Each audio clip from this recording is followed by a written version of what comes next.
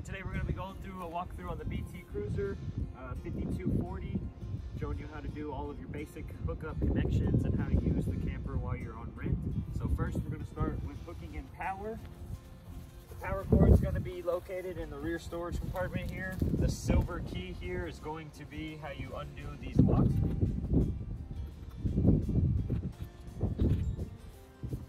You'll notice the power cord is detached and unwound in the compartment here, so remove it from the compartment. On the driver's side of the vehicle, you'll notice this square hatch here. This is the power connection. It's a 30 amp twist lock, so whenever you're staying at campgrounds, make sure you are renting a location that has a 30 amp service available. Otherwise, if you're dry camping, you can of course just use the generator. So when plugging in, you'll notice there's a small notch on the plug itself. That's going to match a small notch on the inlet here, so match those up. Insert the plug, may have to do a little jiggle to get it in, and then a clockwise rotation locks it in place. Then there's also a threaded collar. That collar is going to make sure that it stays locked in place during your entire trip and nothing can pull it out on accident. And then once you're hooked up here, of course, you'll then plug in the other end of the power cord to the campground. They'll have a 30 amp service available there that you plug into. That's going to be how you hook up your power and get electricity into the unit. The city water connection here is going to be how you get water into your unit. If you're staying at a campground that has a water faucet right on site or a spigot there, like a water hose, you'll just simply put the water hose connection on, pull this cap off, and you'll notice that's also a water hose connection. You'll just thread onto the hose. Then turn the water faucet on, go inside the unit, make sure that there's no faucets running or no running water inside, and then go ahead and turn on your hot faucet or a cold faucet and let the air bleed out, and you should have water pressure in your unit at that point. There is a water pump switch inside. You do not need to use that if you have your water hose hooked up and water pressure provided from the park. We'll have a sewer hose located in this hatch. You'll remove that sewer hose, and then in this bottom compartment down here is going to be all of your connections. Open up the hatch here. You'll notice there's going to be 2 valves and 1 cap that's covering the sewer connection itself. So to hook up your sewer hose, it's going to have a twist lock, very similar to what is on this cap. To remove the cap, you do a counterclockwise rotation. Now before removing the cap, you may want to put on the provided gloves at this point, and also make sure that both valves, this one here and the one located on the left side here, are pushed in fully and closed. Then counterclockwise rotation to remove the sewer cap, pull it off, and installing your sewer hose is the exact same. It's going to have the 4 prongs on it. Clockwise rotation locks in place, and it will be locked in place. Now the other end of that sewer hose, if you're staying at a campground that does have the sewer drop right on site, you'll just put the other end of the sewer hose right there. You can go ahead and open up your valves and it can continuously flow. If you're staying somewhere that does not have it right on site, you'll just leave your cap inserted, leave both valves closed, and monitor your tank levels as you're using the facilities. You'll notice once they get full, that's when you're going to want to find a dump station, and you'll go through this process of hooking up the sewer hose, putting the other end in the dump station, and then once you are hooked up, you'll notice the 2 valves. One is for black and one is for gray. The smaller one here is for the gray. The larger one here is for the black. So the best practice is to go ahead and open the black tank first, and you'll hear all the liquids run out. Once you hear that it's finished, go ahead and pull the gray open, allow all the liquids to run out. Once you hear that that's finished, you can then at that point either remove your water hose connection from the city water, or if you may have another separate hose, you can plug into the black tank flush here. Just remove the cover, install the hose, hook it up to the faucet, turn it on. Make sure your valves are open, and that's going to wash down that tank. Make sure it's good and clean for your trip home. Make sure there's no odors. All right, moving around on this end of the camper, you'll notice this connection here. This is gonna be if you wanna travel with some water on board. It's just a small cap you open that up and you can insert a water hose, turn the water on, and it's going to fill a tank that's on board, and you can travel with some fresh water if needed, if you're staying somewhere that does not provide water. This black door here is covering up the water heater. Now the water heater will go over real quick. There's one switch inside and one switch on the outside that are going to control the two different operations of the water heater. If you are at a campground and you have electrical connection, you can go ahead and use the electric function of the water heater. Also, if you're staying somewhere but you are running the generator, you can use the electrical function of the water heater, the electrical heating element. To go ahead and turn that on, first of all, you're going to want to hook up the water like we talked about earlier, or be using your water pump. Make sure that you turn a hot water faucet on inside the camper. You'll allow the air to bleed out, and once you have a steady stream of water, you know your hot water tank is full. Just make sure that the hot water tank is full before turning it on. When it's time to turn it on, you'll come to this compartment out here. The thumb latch twists, lines up with the slot, and then the door can be removed. With the door removed, you'll notice on the very bottom left-hand corner inside, there is an on and off switch.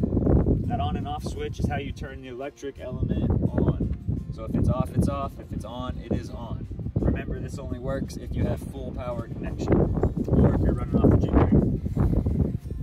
Now, if you're staying somewhere and you're not running off the generator, you can still use the LP function of the water heater.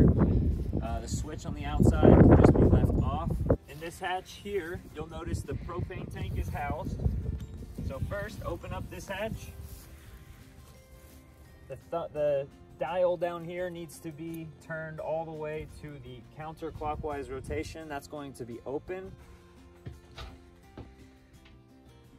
Okay, so once the LP is turned on, first go ahead and come inside your camper, and we're going to need to bleed all of the air out of the lines. That way it'll make lighting the water heater much quicker and easier. So the easiest way to do that, make sure your gas is turned on, come inside the camper, and we're going to light the stove. So any one of the burners, go ahead and turn those on, and dial on the left-hand side rotates to ignite. Now this unit has, of course, already had the air been bled out of it because we have been using it, but it may take up to 10, 15, maybe 30 seconds to get that air bled out, and then you can ignite the stove. Of course, if you've been using the unit and you know that the air has been bled out, you can skip this step. After you know that the LP has been bled out and you want to go ahead and light your water heater on LP, go to the switch panel. You'll notice the switch labeled water heater. On the left hand side, it has a switch here that you'll go ahead and turn on. This light will illuminate to let you know that the water heater is in fact not on or not ignited. This does have a self-ignition process, so there's nothing you have to do just other than turning the switch on and then wait. The water heater will run its self-ignition process. Once the light gets turned off there, you know that it is operating and that the hot water, or that the heater, is being operated off of LP. Now it'll try this 3 times, so it is not unusual for it to take up to 3 attempts for it to go ahead and ignite. Just be patient and wait for that light to go completely off.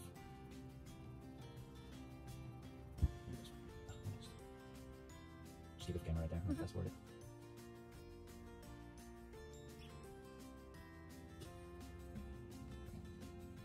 And once you notice that the light's been turned off and stays off, you can come outside and you will hear that there's a flame burning. And now keep in mind that there is a flame and the exhaust is right here, so you'll feel that it's very warm. So be mindful if you have any pets or children around here that this does get warm while this is operating. Now let's go ahead and move inside the camper. We'll go over a few things. So first, opening the door, a couple of things that we have to go over. Number one, this red knob that we have down here, this red dial. This is the battery disconnect switch. It's labeled battery disconnect and it only has 2 positions. You'll notice one off and on. Rotated clockwise, it is on. Counterclockwise is off. This will just need to be left on during your trip. The switch right next to it, on off, these are for the steps down here. If it's in the off position, the steps will come in and out every time the door is closed, like so. So when you get to your campground and you're going to be staying for a little while, you can go ahead and turn this switch to the on position, and that'll make sure that the steps just go ahead and stay out, even if you close the door, so you don't have to wait for them every time to come in and out.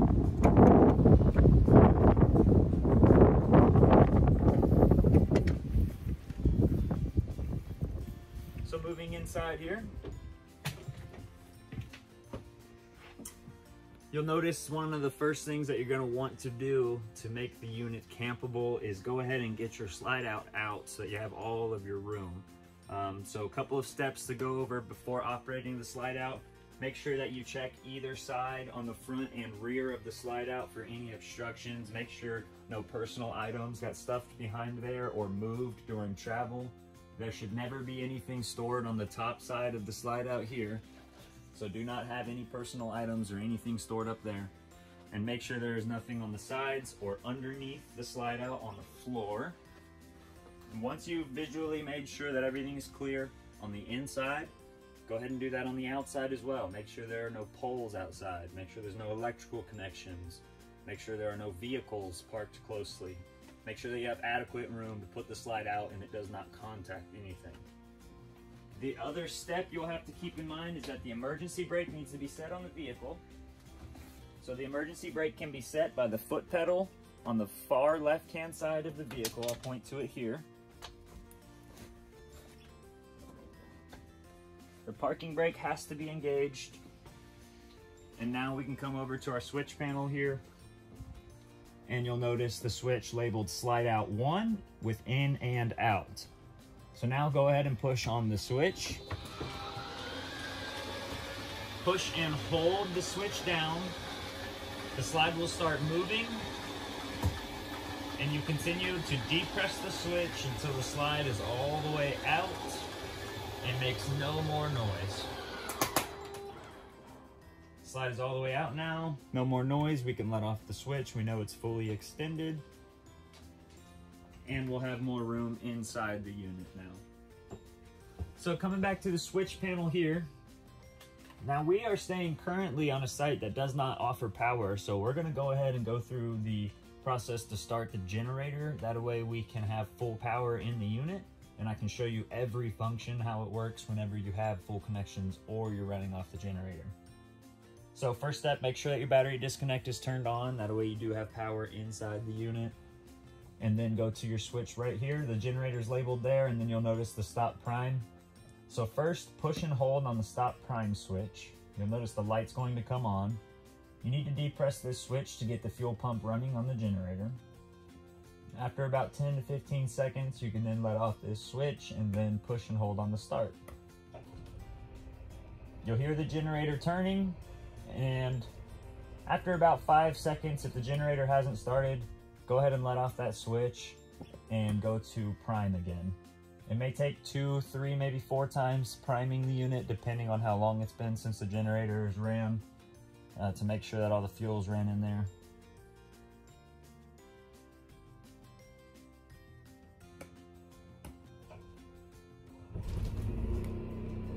Okay, so once you push and hold on the start switch, you're going to hear the generator cranking, and then if it does successfully start, you will hear it start running.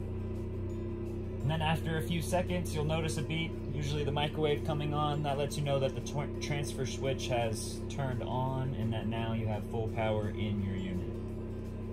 While we're on the monitor panel, another way you can tell right here, these push button switches are going to let you know how full all your levels are.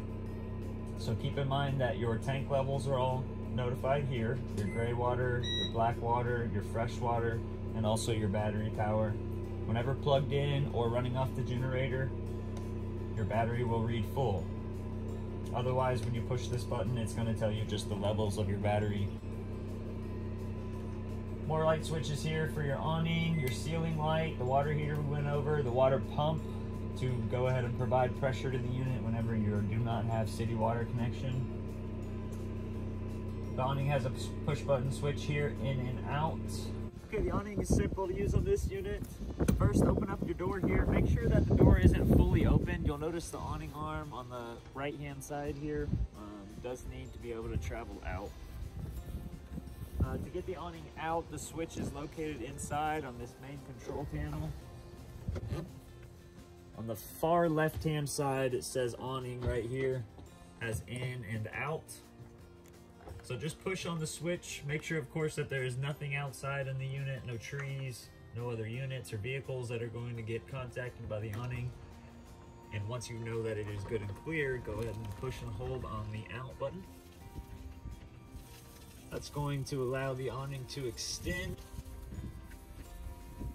When the awning is fully extended, there's a small flap at the end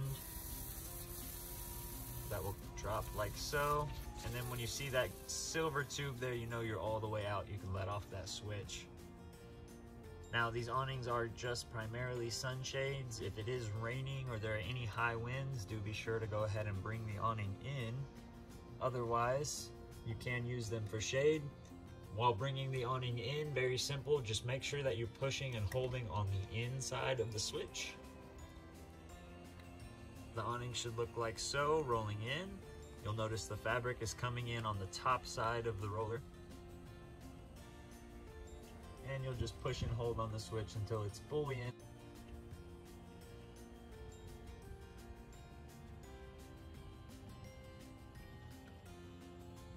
Now once the awning is fully in, you go ahead and let off of the switch. There's no locks or anything that need to be installed. Right now it will stay in. Now the couch, you'll notice, is in the couch position. It does have the Murphy bed behind it. So quickly going over this operation, it's very simple. There's two switches here. First, we need to move the couch out by pressing down on this switch. Push and hold until the couch is fully extended. And then now we need to flatten the couch by pushing up on this switch. And we'll push and hold until the couch is fully flattened out.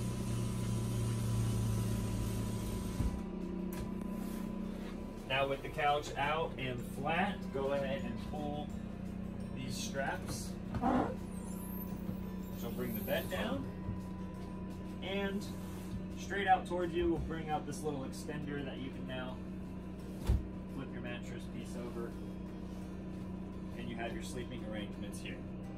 Of course, putting it up is just as simple. Flip the tailpiece, slide in the extension, and then lift from the bottom of the couch or bed. Once all the way back, we can go ahead and put the couch back up. First by pushing down on this switch. And then once it is up, go ahead and push up to move the couch back into position.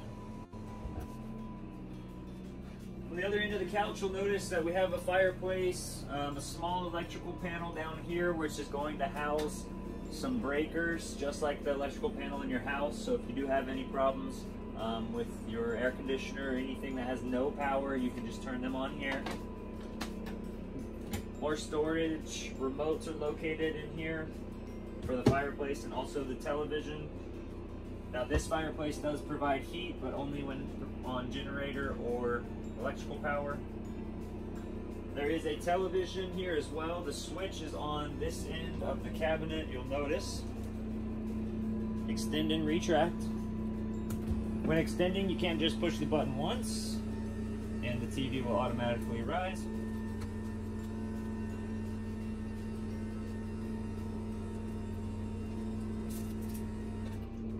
And with the TV up, I can show you quickly.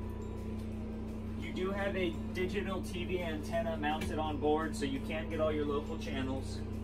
There is just a process to scan for the local channels to make sure that you will pick them up or receive them on the television. So of course, turn your TV on. If you've already ran the auto scan, it may just go ahead and start playing there. So the first thing we want to do is make sure that this switch down here, wherever the coaxial is connected, you'll see there's a small push button switch and a green light right here. I don't know if you can see that. Hopefully you can see that there. Make sure this switch is depressed and the green light is on. That's going to make sure that the antenna is powered on. And then we're going to go to our remote here, push the menu button. If you can see the TV here, both the remote and the TV. Scroll down here to the channel option and press OK. And then scroll down to auto tune, press OK. It's going to ask, are you sure? And press yes.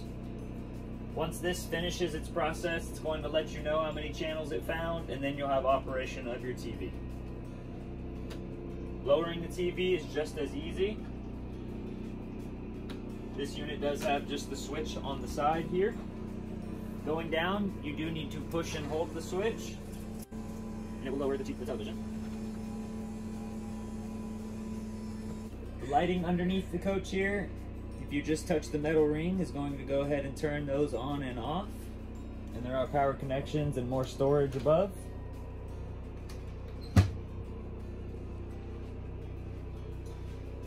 Moving into the kitchen, you'll notice this cutout here. This is going to be where your dinette table is housed, and there's 2 poles housed in here as well to go ahead and put into the table slot here. So briefly we'll go over how to do that. Simply remove both of the metal poles. They'll be inserted into the floor here in both of these locations. Then remove the travel latch that's mounted onto the tabletop and remove the table. You'll notice the table also has those pucks mounted on the bottom, so those will simply line up. The easiest way to do it is just on the side like so. Push down, and then now you'll have a dinette for eating. Do make sure that this is removed and put in the travel position before bringing in the slide out. The slide out does sit over top of where this tabletop is mounted. So make sure the table goes in. Oh, pay attention to make sure that the snap button here on the outside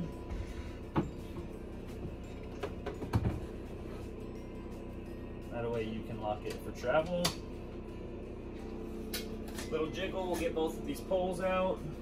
And again, this is a great spot to store them for travel.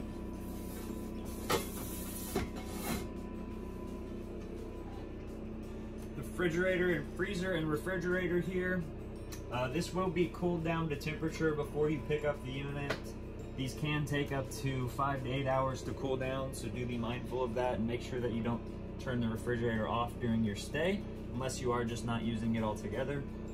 When the refrigerator is turned on, there's a small push button on-off right there, and it will be in the automatic mode so that it runs off either electric or gas. If you do have electric power, the refrigerator will run off of electric. Just make sure that this auto light stays illuminated. Otherwise, if it loses electric power, it will switch over to gas automatically. You just need to make sure that the check light is not on at any time. If the check light is on, then potentially the refrigerator did not light. If that happens, you can just cycle the on-off switch and allow it to try again. Otherwise, up top's freezer. Down below is the refrigerator for personal item storage. Be careful with the handles. They do lock the refrigerator so that it does not open during travel, so they need to be pulled out and unlocked before opening the refrigerator or freezer door. And make sure to push and close them and latch them before travel so that nothing opens. Moving on this end of your kitchen, you'll notice the stovetop. Stovetop is very easy to light. First, make sure that your propane is on outside. This glass travel cover needs to be down while traveling. Otherwise, it will just fold back out of the way. You'll have access to 3 burners. These 3 knobs on this end are going to be how you turn them on. So push in on the knob, depress it to rotate, and then you will have a sparker on all 3 different burners here so that they can all ignite separately. The oven below, this push button is going to do a light for the oven below and also the blue lights for the knobs. To light the oven below, first we are going to go to the far right-hand knob. You have to depress the switch and rotate it to the flame symbol. You'll notice there's a small picture of a flame here. Now depress the switch and push and hold.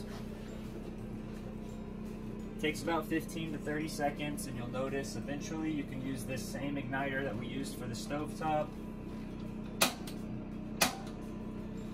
And it will light a small pilot light down there on the bottom end. Once you see that small blue flame right there, now you can let go of the switch.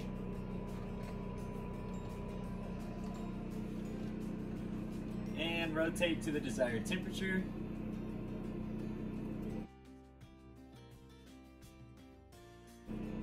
And off. Rotate all the way clockwise to turn off. Okay, above the oven you do have a light and a range fan. If you're using the stove or the oven, this will exhaust any of the cooking heat. Above is a microwave. This is just a regular conventional microwave. Used like any microwave you're used to. More storage.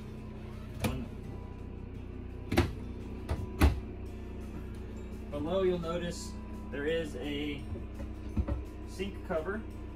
This is simply just for more counter space, so if you want to use your sink, you can just remove it, push it to the side. When you do have hooked up to water, you can rotate the handle here, cold and hot, and use this just as a regular kitchen sink bed.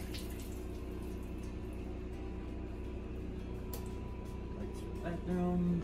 This switch here that is labeled tank heater, this will generally be used unless you are going to be anywhere that has sub-freezing temperatures. This is going to be to heat the storage tanks on the unit. This is not the water heater.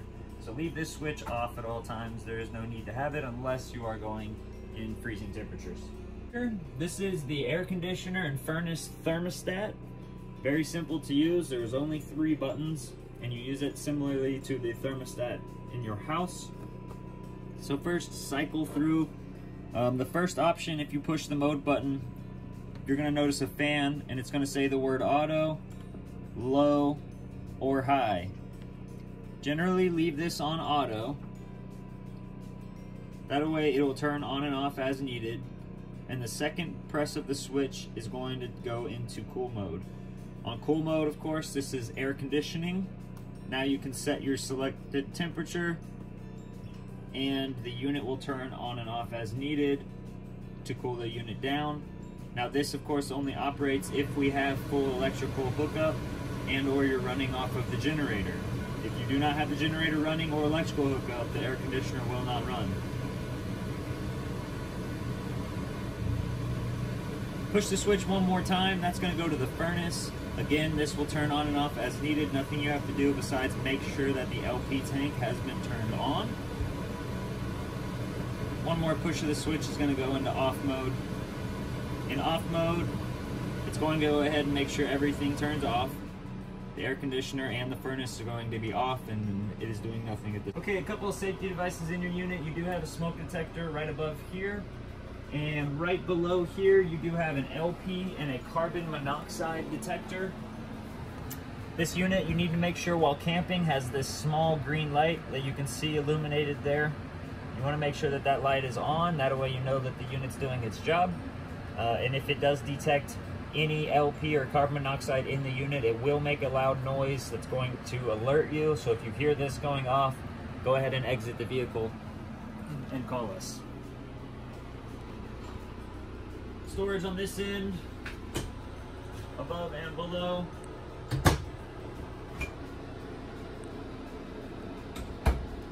Okay, moving on then to your bathroom here. There is more storage. Here and here. More vanity storage.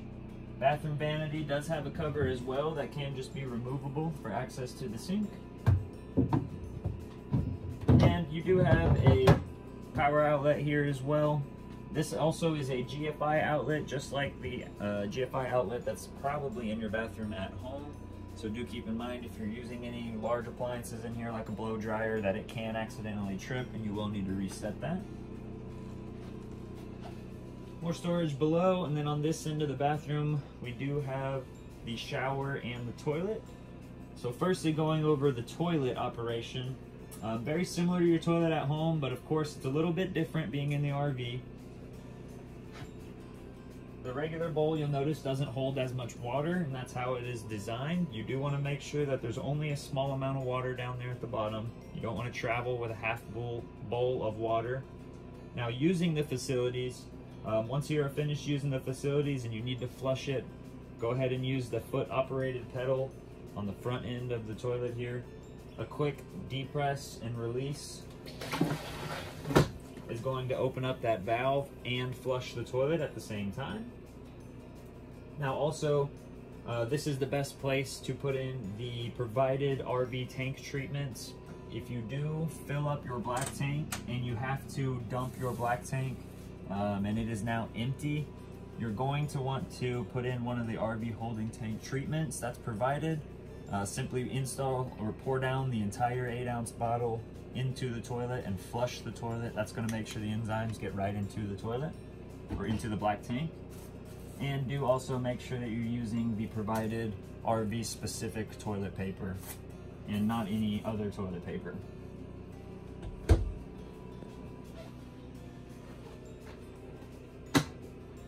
Now the shower here is very simple. It's just going to be a simple valve operation. There is a travel lock down here, so you'll need to release the travel lock.